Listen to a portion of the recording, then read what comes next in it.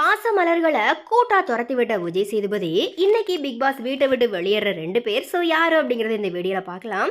ஆக்சுவலா இந்த big pass ஷோல டபுள் எவிக்ஷன் எப்போ இருக்கும் அப்படிங்கிற மாதிரி ஆடியன்ஸ் பார்த்தீங்கன்னா ஆர்வத்தோட கேட்டுட்டு வந்தாங்க. ஆனா அது சில வாரங்களாகவே நடக்கவே இல்லை. அந்த தருணம் இப்போ வந்துருச்சு. இன்னைக்கு பிக் பாஸ் வீட்டை விட்டு 2 பேர் வெளியேற இருக்கிறாங்க. இந்த வாரம் நாமினேஷன்ல மொத்தமா 12 பேர் சிக்கிறாங்க. அதுல முத்துக்குமரன் அதிக ஓட்டுகளை கைப்பற்றியிருந்தாரு. அதே போல கடைசி இடத்துல பாத்தீங்கன்னா சாட்சினா குறைவான ஓட்டுகளை பெற்றிருந்தாங்க.